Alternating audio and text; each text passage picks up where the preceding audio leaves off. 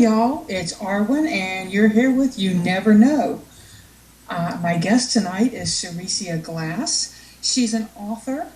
I've been reading her books. I believe I pounced on the very first Shadow Chaser when it came out because it had an awesome cover.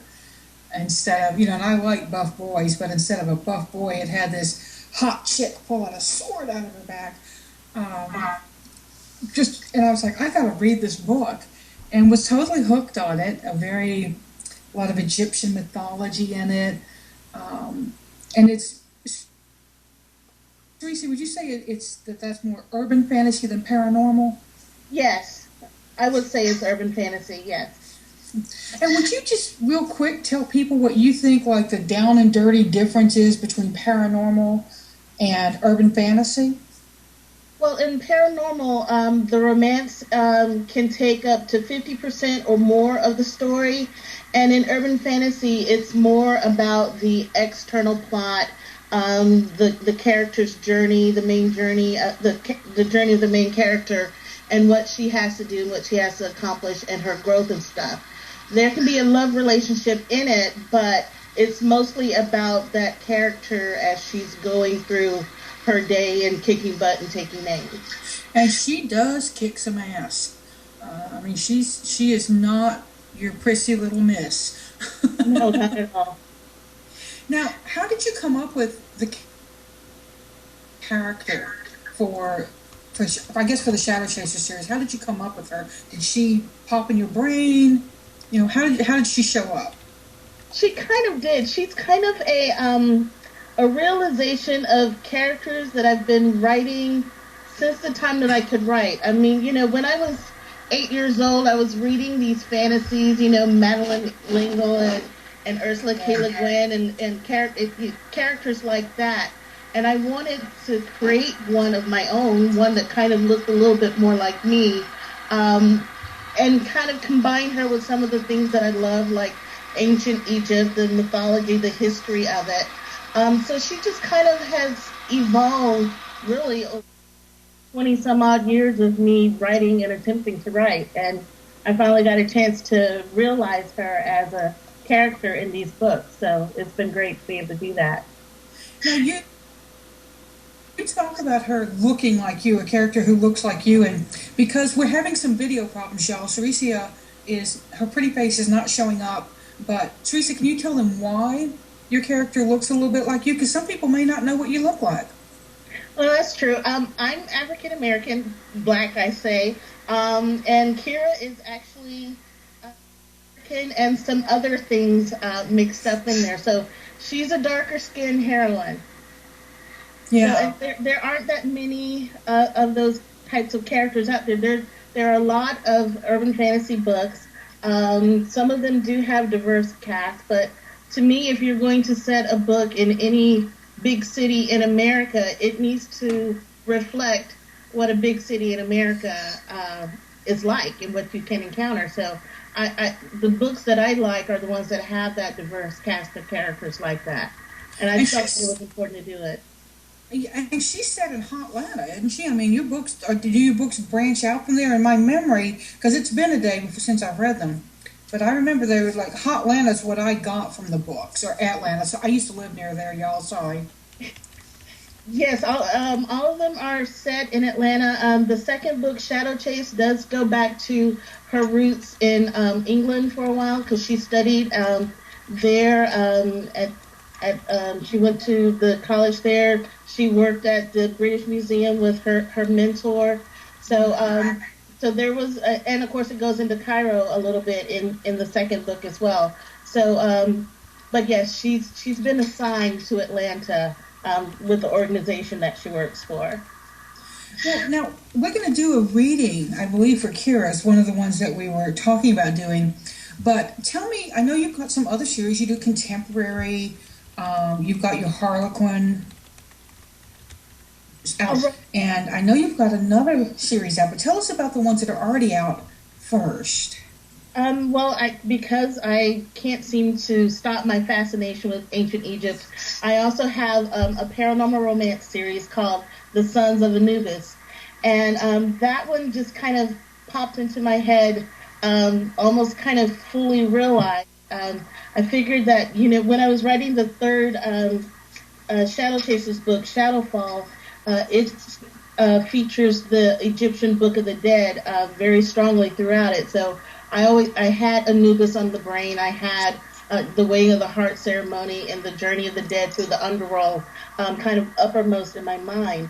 And so when my agent asked me if I had any ideas for a paranormal romance series, that was the first thing that popped in my head. Why don't I do shifters? Why not make them jackal shifters? Because then I can make them Sons of Anubis. And that's pretty much it, just kind of steamrolled from there.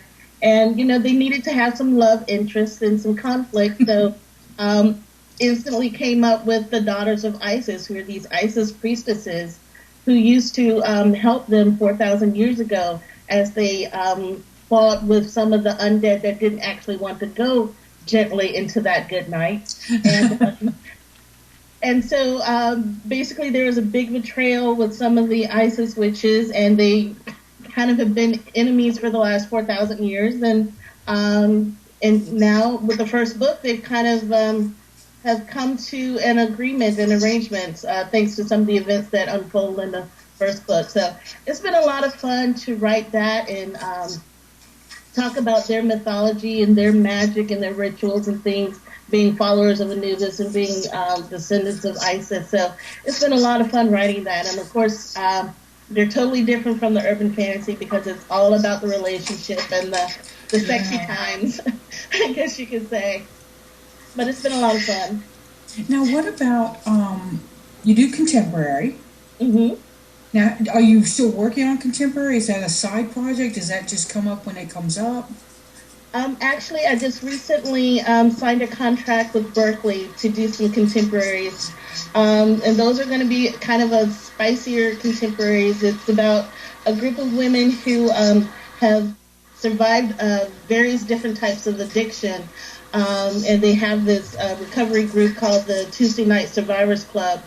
They also call it bitch talk because they get together and they bitch at each other and then they, bitch slap each other upside the head and get on with their lives. But it's really, the first book is called Spice, and it's about a former celebrity chef who's been out of rehab for 3 years, and she has her own little bakery and cafe in this fictional town in Southern California. And it's basically about how she's ready to kind of get back out into the dating scene, but she wants a particular type of partner, somebody who knows what the Kama Sutra and the Perfume Garden is and is willing to act out those scenes. So. Oh. Yeah, because that's the way my mind works, apparently. So, and the first one of that will be out next November. Well, congratulations on that new series. You're just rocking the series and the sales, aren't you? Because I read on your webpage that you just signed another contract for something. Yes, I have an alter ego. Her name is Mallory Malone, and she is going to be writing 3 novellas for St. Martin's. And those are basically billionaire bad boys from the Bayou who happen to be mixed martial artists. Ooh, now I like that. So yeah, it's been a great year for me. It's definitely been a high point, and I'm enjoying the ride so far. Now, did I misread? I thought you also had a young adult going on. Well, I've been thinking about it because with Shadow Chasers, the people who become Shadow Chasers get chosen, and they have to go through this kind of refining crucible type process. So I thought that it may be a good idea or not. To kind of talk about what that kind of a challenge would be, because they get them when they're young, so they can basically break them down and remake them so that they can be these ruthless bounty hunters of the paranormal. Because Kira started when she hit puberty and her magic started generating, and she was kind of released out as a shadow chaser at 18. So. Yeah, if I could do away on that, and if I could make it gritty enough, I'd like to try it. Very cool. Now, somebody just asked in the chat room, how do you feel about the character? First, do you watch The Walking Dead? I do not, because believe it or not, even though I do have the Son of Anubis series, I don't like zombies all that much. So the zombies creep me out, so I can't watch the show. Okay, they were asking about character development. There's a sword wielding character on their name. They think her name is Marissa, and they wondered what you thought of her. I don't watch the show either, so I don't know that person. So I'm like, I don't know. I'm sorry, we failed at answering. No, I have friends on Twitter and Facebook who do watch it, so I kind of feel like I know the show a little bit. I think her name is Michonne or something like that, Michonne, and I know she's pretty much a badass on that show. And you can't have too many badasses when you're fighting zombies. So, from what I've heard of her, she seems to be pretty cool. Well, let's go ahead and do the reading for Kira. And guys, what I do on my blog is I've done character readings for the past few years for different authors. I take their character, do a reading. The author responds as the character. And I've done people that you may have read, like Allison James. I was thinking of her other name. She also writes under two names. But Allison James, I read for Michelle Bardley, who does the Vampire Moms of Oklahoma, the really funky chick lit. Oh yeah, that character was hysterical. I think it's called Broken Hearts, Oklahoma, is the name of the town she sets it in. But what we're going to do you want to do for Kira, or do you want to do for somebody else? I think it'd be cool to do Kira, because I'd like to know where her mind is now, so it'll help me when I start writing her next book. Okay. Well, I did find my Egyptian Tarot by Clive Bartlett. I don't know if you can see the cards. They're a little small for the video, I think. It's out of print, but it's a really pretty deck. So I thought I'd read for her with a nice Egyptian deck. There are 5 questions. I'm going to read the cards. I'm going to tell you what I see, and then you'll respond as you think Kira might. Okay. Okay? Now, do you know Kira's birth sign by any chance? I was thinking about that. I think she was kind of born on the cusp between Taurus and Gemini. Okay, so hard-headed and instant decision-making. Oh, yes. Yeah, my best friend is a Taurus. Kay's in the chat with us right now. But the first card up, and I was shuffling while we were talking. How do you see people? This is Kira. How do you see the people around you? Ace of Cups, kind of emotional, kind of vessels. Sometimes a little bit of a tool in terms of how they let their emotions rule them. I don't think that she sees herself as an emotional creature so much as she sees other people as very emotional, and she may see herself as a risk taker in physical stuff, but she sees other people as more risky with their emotions. They put their stuff out there more than she would like. What do you think Kira would say about that, about how she looks at people around her? She would say that actually is a true assessment. I think with Kira, she is cautious emotionally, because she's lost a lot of people, and she's had to be standoffish because her touch can be deadly to regular humans, because of her ability to read and draw the energy off of things. So she's had to be standoffish and kind of look at people as these fragile things that it's not good for her to get too involved with or too close with. But she's lost friends. She's had, she lost her mentor. She lost a lover when she was younger. So she thinks that they're very delicate, and it's best for her not to get too involved or too attached. So I think that's pretty close. The next question is, how are you seen by the people around you? And I have a little helper showing up here in case y'all don't see the little orange menace showing up. But so, Kira, how are you seen by the people around you? The Three of Wands. Now, the Three of Wands is a really interesting card. And here we see somebody looking at the sunrise and waiting.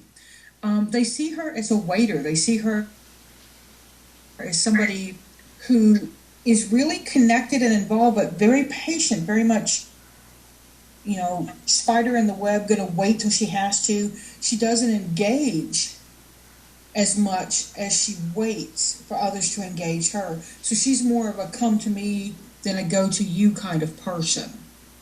And they may see her as a little standoffish because of that and a little hard to read. That makes sense too, because with her job, she does it because it is her job and she feels like it's her calling and everything, but it's not something that she necessarily rushes into. So if there's a problem, she's going to solve it, but she's going to wait until it actually is a problem, because there's no sense in inviting trouble. Very much so. Very much so. Now let's look at the next. I'm having a little difficulty here getting there we go. The third question is, what is Kira's most important goal? Now, I love this card because it is the Wheel of Fortune. Yeah, it's turning the wheel. It's making it, and she is of the mind that if opportunity doesn't come to you, you need to push it until it does come to you. She's very used to the up and the downs of life, and what she would really like, and this is their Wheel of Fortune in this deck, what she would really like as her most important goal, it's to keep the wheel moving. It's I guess that she sees things, if things aren't moved, if things aren't shoved, then it gets stuck. And if the cycle's stuck, if patterns are stuck, nothing else happens. So she's in a turn the wheel mode right now. That's kind of what feels like she has to force something into happening. So this may go back to her being is waiting. She may be at the point of going, like the two vultures, the old cartoon of Patience My Ass, I'm going to kill something. Right. So that she may be at a point where she feels like she's got to physically get out there and move that wheel is her goal. That actually also makes sense, because at the end of the third book, Shadowfall, she kind of learns a little bit more about her background and where she's come from. So she learns a little bit more about her mother, and she learns about her father. And she learns that she's got to kind of balance this information.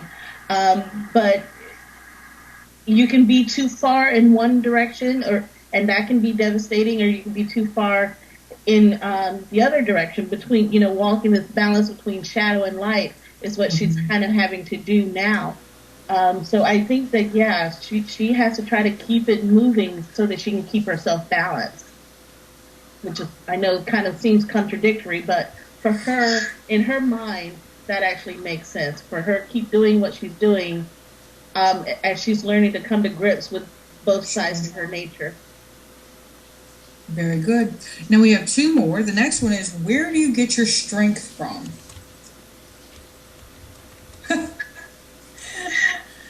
I'll just show it to you. Broken swords, lost love. The Five of Swords is the card of strife and competition and mental battle with oneself. Oh, good. Yeah. And because I've read the books, I'm like, oh yeah, but she's had to fight and lose people she really loved in fights. She's had to mentally lose them, like forget who they were, because if she doesn't, they're going to get hurt. So she's had to cut them out of her life. But that's her strength. She understands that's why she does what she does. She can't be anything but, so she's got to be that strong.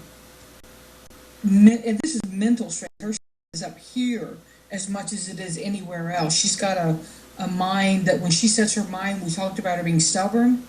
When she sets her mind to it, nobody can, even the author who created her cannot change her mind. That is true. Because basically at the end of Shadowfall, she has to cut her best friends loose. Her friend who is human and has kind of supplied her weapons for her, Lynn and her husband Zoo. She's had to cut them loose because she was put in danger. She almost lost her life, and she realizes that she can't keep doing that to her friends. And of course, Lynn's husband kind of blamed her that she wouldn't have been in danger if it wasn't for Kira, and if it wasn't for them helping Kira. So Kira realizes that, yeah, she's got to separate herself from them, because that's the only way to keep them safe. She knows You that make me children. cry. Yeah, I didn't like doing it, but it actually made sense, and because the alternative was for somebody to die, and I wasn't ready for them to die, so I figured that they would just have to kind of go their separate ways. Yeah, die in a different sense. Right. And the last one is, why do you want to be remembered? You know, just why, what motivates you? Like, if you die tomorrow, what would you want people to remember about you? That's a really interesting. It's the Six of Coins or the Six of Discs here. And this is the card of generosity and flexibility. Hmm. That's an interesting card to me. I wouldn't have expected that to show up for her from what I know of the character from reading her. Because this is very much, she wants to be seen as somebody who was generous in what she did and generous in how she did it. So how do you think that fits, Kira? Well, part of her evolution and coming to grips with the fact that she was born of light and born of shadow is that she realizes that she can't just help the light. She's got to help. She's got to treat everybody as they are, regardless of whether they're born of shadow or born of light. So as she evolves, she's going to start helping other people, not just the organization that she's been with her entire life, but she's helping the supernatural creatures of Atlanta. And regardless of what side they are on, they're intrinsically bad because they're shadow, and they're not basically all good just because they were born of light. So it's basically she's taking them as they are and judging them on their actions.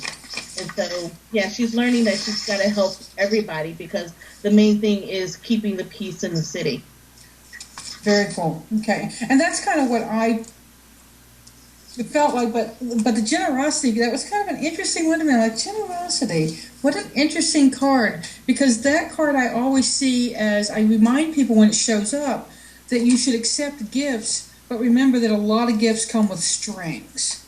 And so you have to pay attention to not only the gift, but the gift giver and what are the strings. So maybe she's also showing people how to see the strings when somebody gives you something. Because she's been given some gifts that had some pretty unpleasant strings attached. Definitely that.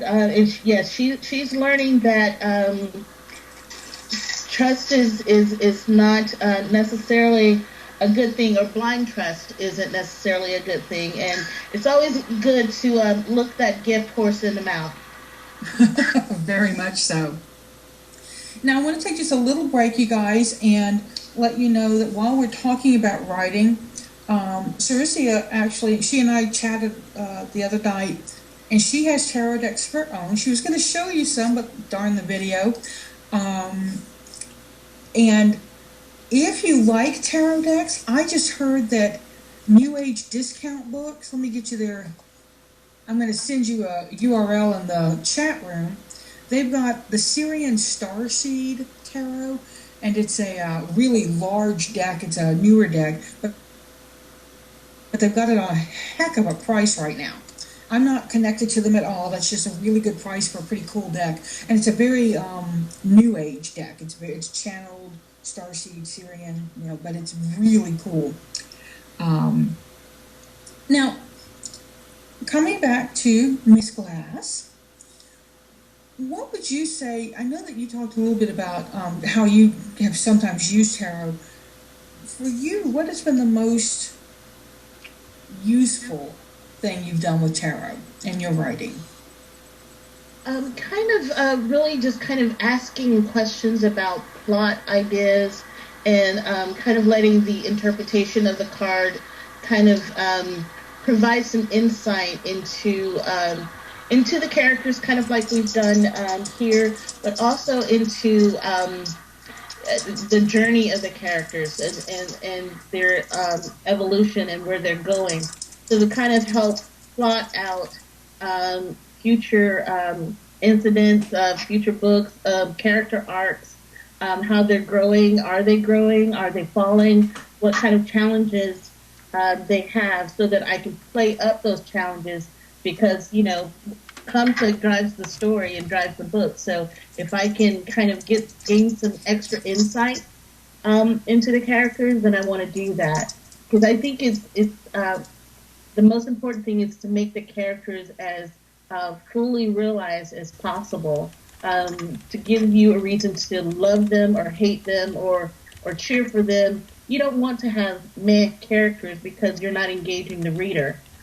So anything that I can do to kind of make those characters fully fleshed out or fully formed, like it might be somebody that you would see next to you on the park bench or walking down the street, and wondering why you're giving them a wide berth. I want to be able to explain that or show that as you're reading the story. So I think that the cards just kind of helps free up my mind and kind of unhinge it a little bit, so that I can think in a new way. Very cool. One of the things I tell people, I've got an e-course for using the tarot and the hero's journey. It's called Mapping the Hero's Journey, 33 days of lessons, quotes, journal prompts. But one of the things I tell people is a perfect character is boring. If you give me somebody who's a recovering alcoholic who's now a bartender, he's an interesting character. And Sam Malone carried Cheers for quite a few years as an interesting character. Mm-hmm. As the bar owner even, who didn't drink. So, or you have Indiana Jones, intrepid outdoorsman, hates snakes. Right. What would you say is one of Kira's Achilles' heels, one of her Indiana Jones snakes moment? Well, her main thing is her inability to touch people. That's the biggest thing. Is like her job is to read people and categorize groups and things and objects, magical and otherwise. But the problem is that her touch can kill people, because she can drain off their energy too much. So she's kind of having to learn to be a part of this world, but not really be a part of it. She's got to hold herself separate. So that can make for difficulties at times, where she has to interact with the mundane world, and they're wondering, why is this girl wearing these gloves all the time? Why is she, have long sleeves on in summer, things like that? It's because random touches of skin can have a debilitating effect on her, and also on the people that she comes in contact with. So her main thing is, she's a part of the world, but not really. And she always knows that she's separate. Good thing it's an urban fantasy and not a paranormal romance. She could be hard up. Exactly. Now, I know that you said that you had a trilogy that you were going to be giving away. Would you tell us, I know you talked a little bit about it, but would you give us kind of another overview of it? I don't want to give it away just yet. I want to give people another couple of minutes. But what would you say, and what's your elevator pitch for this one? Basically, the Sons of Anubis series is a story about the Sons of Anubis, who are jackal shapeshifters and who have been struggling to survive since they separated from the daughters of Isis, who are Isis priestesses.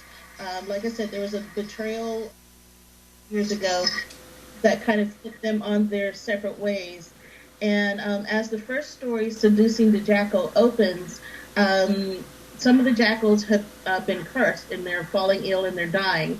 And the leader of the jackals, Marcus, decides that he's got to break the curse, and the easiest way to break the curse is by kidnapping a daughter of Isis. And he goes and he kidnaps Tia and demands that she heals his men, or things will go very wrong for her.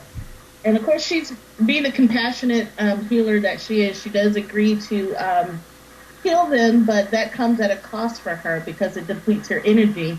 And her aspect of Isis is the fertility aspect, and the way that her powers are regenerated is through intimate contact. So she basically has to sleep with the enemy in order to heal them so that she can be set free. Oh, you wicked girl. That's a great plot twist. Yeah, she's got a magic for JJ. I did that. I love it. But it works for the story, so it ends up working pretty well.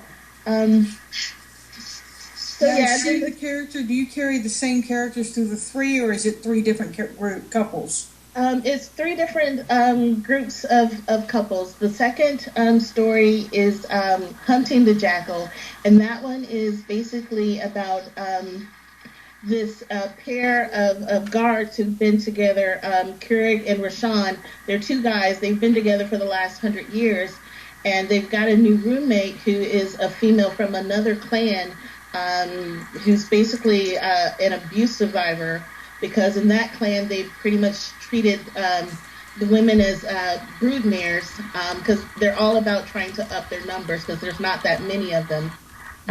So basically they form a friendship with her and they help her heal, and as they're living together they're starting to fall in love with each other, and they're trying to deal with the ramifications of a duo becoming a triad and how that is all working out for them, and the dynamics of that relationship. So that's what the second one is basically about. And the third one is Claiming the Jackal. That one came out at the beginning of this month, and we again have a jackal shapeshifter with an Isis witch. And in that story, we have Rana, who's the Isis priestess, who's come to the jackal compound to be their new healer. And she feels that she owes them a debt because, as you find out in the book, her grandmother is the one who started the war with the jackals in the first place. Ooh. But she has not told anybody this yet. And when that secret comes to light, it kind of puts a strain on her new relationship with the second in command of the jackals, because he has very good reason to hate Isis priestesses, and it's all about how their relationship kind of unfolds and grows and gets tested. So it's been a lot of fun to write them all, and bring out their characteristics and the way that they interact with each other. So I really have enjoyed it. Well, and you made a hit in the chat room because Kay said, she just said magic for JJ. And then our own producer said some of them are pretty magical. I think that's our producer in there. That might be the Mrs. Producer, the other half of the producing team. Well, and somebody says they... Mm-hmm. If you have a magic for JJ in your story, you've got to own it. And I figured I would own it. I want a t-shirt that just says, I have a magical for JJ. I like that. That would be a great t-shirt to have. Oh, and it was the Mr. Producer. The Ms. Producer just said she was being good. I don't know why she's being good. I think she's lying in wait. Well, what I want to do is I do want to go ahead and do the giveaway, because I know people got them excited about the giveaway. And tell them what you're giving them. They are going to get all three of the Sons of Anubis novellas. Those are electronic formats, so it's whichever electronic store you prefer to get your books from. I will send you gift purchases of all three of those books. And so that's anybody, any in the world can get this, right? Yeah, Kindle, Kobo, Barnes & Noble, Sony, whichever one is your preferred format, I can send those to you. Super. Now, guys, what I'm going to do, because I can't see how many people are in the room, I'm going to have our magical producer, if he will type in our Skype room, not out in the chat room, but in the Skype room where Cerisi and I can see it, a number between 1 and 100. There, he's typing. Okay, he gave us a number. Now, in the chat room, everybody just type what number you guess. The person closest to that number will be the winner. I'm going to wait till we get as many in as we can. Okay. If I'd have known, I'd got some Jeopardy music. Denise Hooker, really? Sorry, that's one of my friends. Okay, anybody else want to guess? We've got somebody one number away, y'all, so I'm pretty impressed. Okay, well, the winner is, the number was 87. So Drevik, aka Vic the Snot, is the winner of the ebook trilogy. Congratulations, Vic. Congratulations. Uh-oh, Robin didn't get to guess.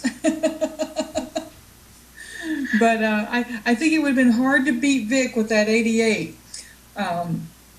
Now, what I'd like to do a little bit more of is oh, who's hooking? Yeah, it's not crochet she's talking about, Robin. That's my North Austin hooker friend. She steals my clients. Teresa, do you want to talk a little bit more about any of your books? What do you think, if somebody was going to just sample one of your, would you say go for the paranormal romance, go for the urban fantasy, go for the contemporary? Where would you send them first? Well, probably I would say you could start with the urban fantasy. The first Shadow Chasers book, Shadow Blade, is only available in print on demand and ebook right now. But they can get an electronic copy of that. But Shadow Chase and Shadow Fall are both still available in mass market paperback as well as the ebook. So I would say to kind of get a good feel of me and my style of writing and the kind of characters I write, probably go with Shadowfall. That's the third book, but each one of them can kind of stand alone. They do build on each other, but I think that one has a good mix of action and character growth in that. Yeah, and I read the first one, and I actually own the first one still. When I purged all my books, it was like, I'm not keeping any paperbacks. I'm keeping those. So those were some of the ones that didn't leave my house. I'm glad. Oh, no, they're wonderful books. They're stories that I can reread, and I need that kind of book because I have really freaky recall when I read something. I've got really good recall, and books that I can't remember well are books I keep. The Forgotten Beast of El by Patricia McKillop is one of those. I can read that book, come out of it, and not remember what happened, but I was so totally engrossed in the story that my memory brain checked out and my enjoy brain kept going. I can understand that. And your books do that. I can't recommend y'all enough to pick up one of her books. They are truly, they're magical. The story's good. The characters don't make stupid choices, which is a really big thing for me. I've read some urban fantasies where the characters are basically going down the basement steps, in the horror movie. I don't want them to.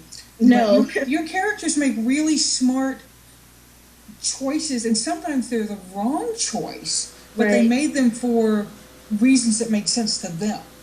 And that's what I try to do, because that frustrates me to no end. I try not to, be that person that yells at the TV or yells at the movie screen, but I really hate when I see a character make a bad decision just so that they can have another 5 minutes of action going. So I try very hard not to do that myself. Yeah, it's wonderful, and I like that it's not. You talked about writing about a character who represents a diverse populace, but she doesn't. It's not about her diversity. No, it's not. I wanted her to. Her makeup is her makeup, but that's not what makes her what she is. It's not about her skin color. It's not about her ancestry, insofar as her being, British and African or and American and all of that. It's more about her genetics of being, a child of light and a child of shadow, being in this paranormal world, and all of the people that she interacts with are also taken that way. So I want it to be this multicultural cast, but I don't want the multicultural to be the focus of it. And it's not. For me, it's like reading a Beverly Jenkins historical. She writes a lot of African American, I think all African American characters, but it's not the reason for the story. Right. And so I like that. I like that a lot. We do have a little bit of time left, y'all. We've got about 10 minutes, give or take, with a little wrap up on who's coming next. What do you say we do a few readings? Cericia, do you feel comfortable doing readings for other people, or do you want me to do them? Oh, I'd much rather you do that. You've been doing it for quite some time, and I love your teroscopes. You're always on point with those, so we will let the expert continue on. I did see you quoted your teroscope, and I laughed when I saw it. I was like, oh, yeah, you didn't get a friendly one this week. No, but it was a kick in the butt because I am on deadline. I've got a book that's due at the end of next week. So, yeah, I needed that. So I'd like to open it up. Eric will post the number in the chat room, or he may have already put it up because I can't see the slideshow. I'm going to ask that people who call in didn't call in last week so that other people get a chance. If nobody calls in, then we can open it up a little bit more. But I know I've got a couple people here who had readings last week, so we'll try to open it up for some other folks. And we'll see. And I'll read with the Egyptian deck. So, again, this is the Egyptian deck by Clive Barrett. I heard that he found some, so that's how I got mine. I ordered it from him. That was a couple of years ago. So as y'all know, I'm a bit of a tarot slut. I have close to 300 decks now. Oh, wow. Yeah, unless my niece comes over, Kay's daughter. I'm turning her into a tarot hoodlum. We'll just use that word for her since she's a young mother. So does anybody like to call in? I'm not seeing anybody call in. If you can't call in, put your question in the chat room. That's not nice, Kay. Kay is the other half of Mary Lou Mann, for those of you who don't know. We write as Mary Lou Mann for Laura's Caves and write paranormal and contemporary naughty romances. Not safe for work. Okay, I see somebody has a question. What's your question, darling?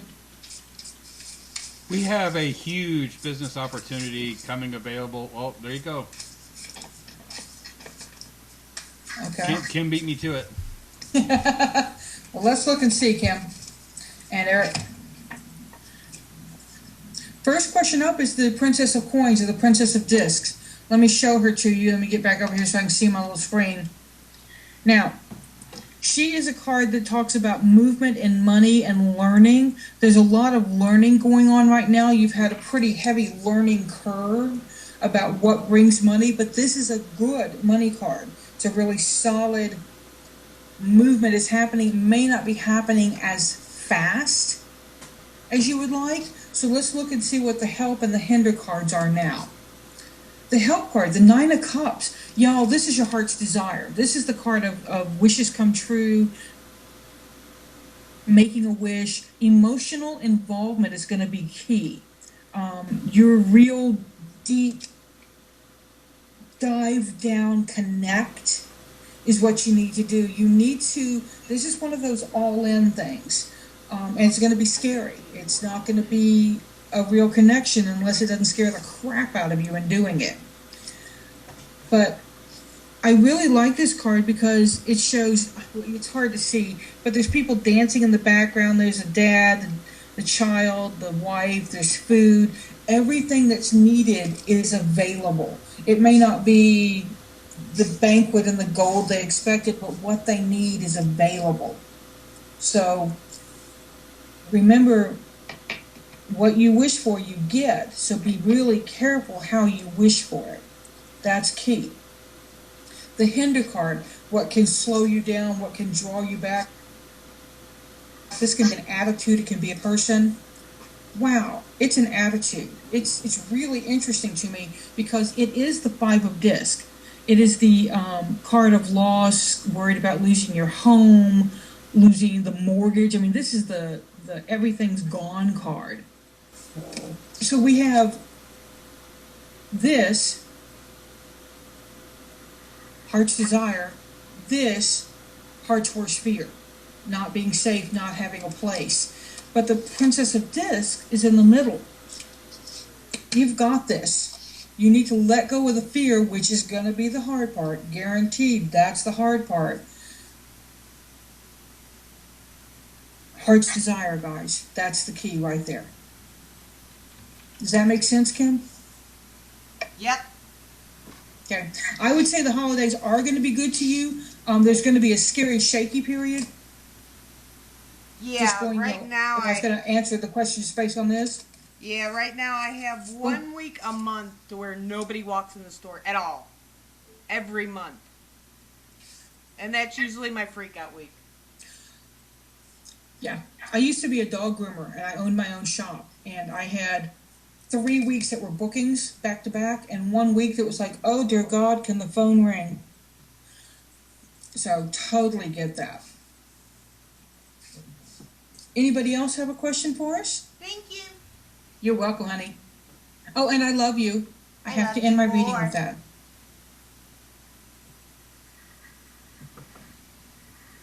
Little Miss Sunshine. Oh, Little Miss Sunshine, I do have to tell you that Vic has generously donated the books to you because he thinks you need to liven up your love life.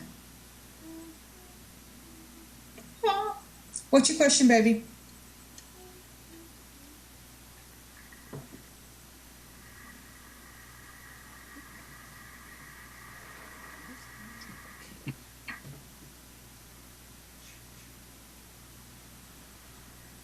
I get to say what I want. Ha ha. Okay, Lynn's struggling with, or Little Miss Sunshine is struggling with her next career move. And I happen to know her. She's one of my friends and somebody that I read for quite frequently. The first card up, Lynn, is the Magician. That's your will. You have all the tools you need. Stop worrying that you don't have all the tools. Stop worrying that you don't have everything you need. You got it.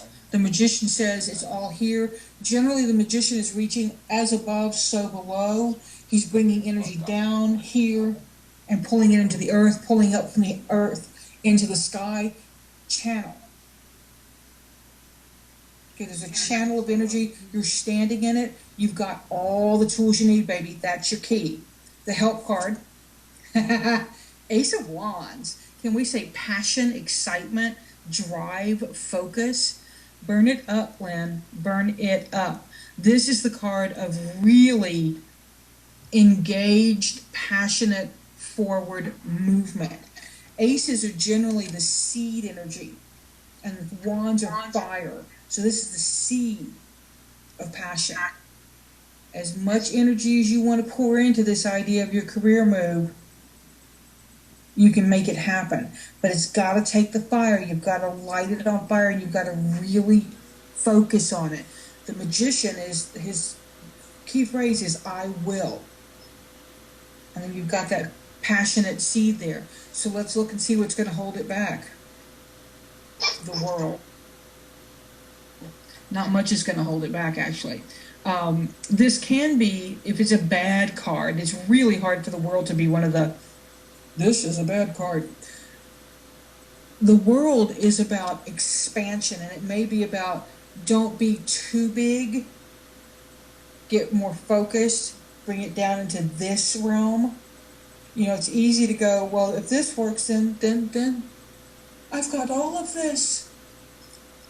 Get more focused, Lynn. I think that's what those three cards would say to me, because this is just an awesome trio, even with this being the hinder card. So you've got the Magician, I will, and the Ace of Fire, get it going, and the world, don't be too expansive. Narrow the focus a little bit. It would be what I would come up with on that. Anybody else? Cericia, since you've been here, do you have a question you'd like to be read for? Well, I was gonna say if nobody else has a question, I'd like to just know what the next 6 months will be like. If there's anything in particular that I need to be aware of or focus on, or what the theme of the next 6 months is. Well, the theme of the next 6 months is put your tennis shoes on. You're going to be going places. Lots of busy, lots of activity. We have the Eight of Wands.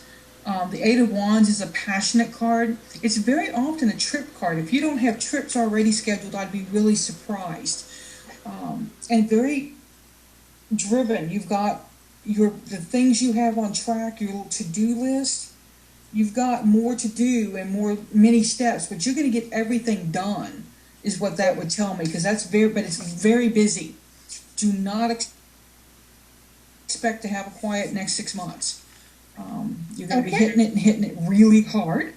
Now, the help card is the Four of Wands. Help will be home and where you feel safe and stable. It will be the people that make you feel safe and make you feel sheltered and protected. So make sure you have that space. And I got to see your writing cave. I'm really sad that we couldn't get the video, y'all, because she's got an amazing writing cave, complete with 2 standard poodles. And anybody who knows me knows that I have 2 favorite breeds in the world: standard poodles and Basenjis. So Cericia's on my good girl list.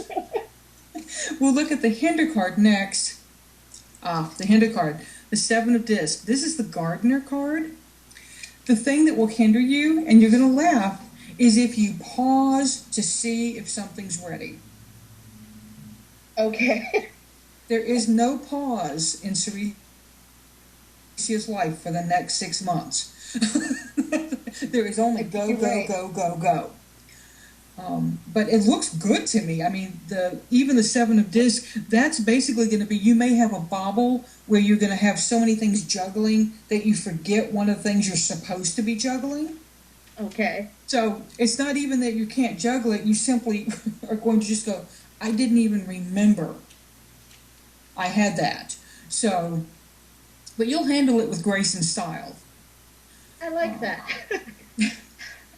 And no hair pulling. Okay. No, not in this one. Now, pay attention to your weekly teroscopes. Oh, yeah. Most definitely. So, everybody, thank you so very much for coming and joining us. We will be here next week, same time, same back channel. I had to say that.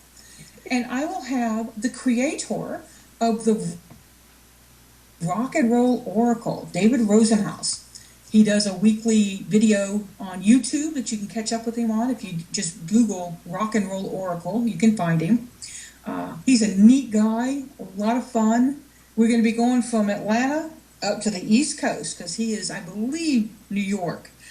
So we're going to have a lot of fun next week, but I really appreciate your coming. And thank you to everybody who came in and got a reading. And Cericia, thank you so much for joining me. Thank you for having me. And thank you for everyone who came. Very good. And we will see y'all next week. Seek joy, y'all. Bye-bye.